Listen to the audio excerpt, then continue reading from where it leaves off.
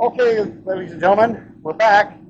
Now we're going to draw out the piece that was just welded using my 25-pound little giant power hammer. It's going to make a good racket, so please bear with me.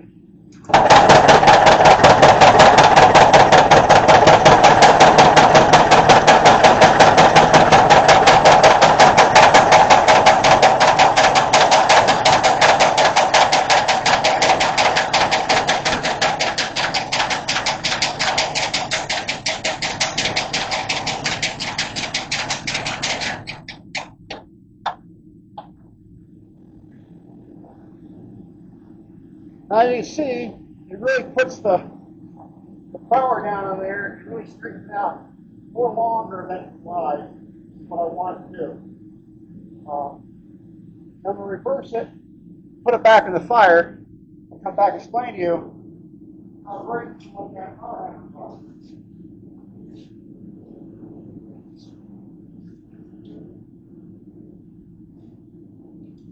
Now, these little giant power hammers really come in handy. This was made in 1904 by the serial number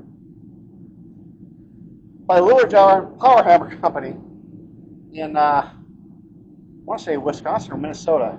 I forget which. One of those states up north don't get much sunlight in the winter. This is a 25-pound. This is called the little one. They go up to 500 pounds, which frankly would scare the hell out of me to use. I had a 50-pounder, and it was just too much hammer for me, me being the gentle, sweet, delicate flower of the jungle that I am. But as it is, this little hammer can do more work in 5 minutes than I can do in 5 hours. They're a really nice hammer to use. You'll find that they do work quite well.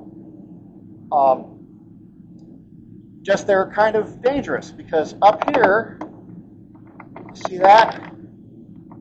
This area here, that's pretty bad. If you get tangled up in that, you don't want to get tangled in that at all. So just stay away from that. A lot of makers put the cage on it. I don't have one because I just never got around to doing it. But I don't ever run these things while I'm adjusting them, and I never adjust them while they're running. This one was originally set up for a jack line for the ceiling, which is supposed to be running 24/7 for as long as the area was being used.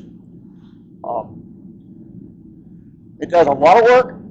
It's activated by a foot pedal down here.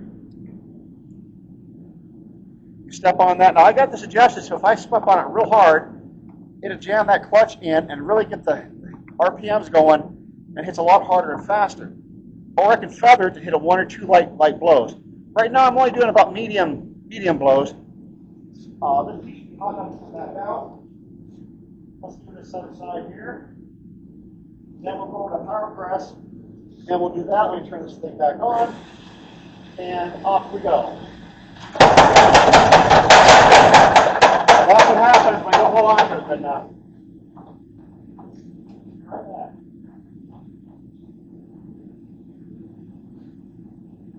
Grab my box and talk. Let that be a lesson to you. Don't do something stupid. Don't be rushing like I just did. That could have been real bad. Luckily it wasn't. I just dropped a piece. I'm going to leave this in as a warning. As I've said many times before, if you cannot be a shining example, become the dire warning. Here we go again. We're still recording.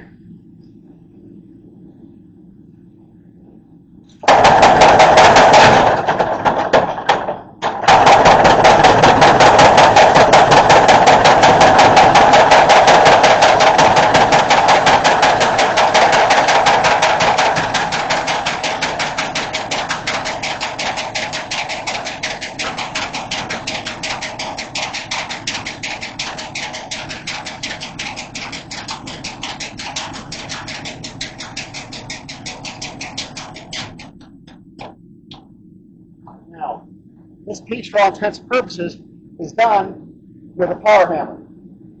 From here we go over the hydraulic press, and we're ready to even this thing up, get ready to hand forge it into a billet. Okay? That'll be the next step. I'll be back. Let me hit the stop button, and we will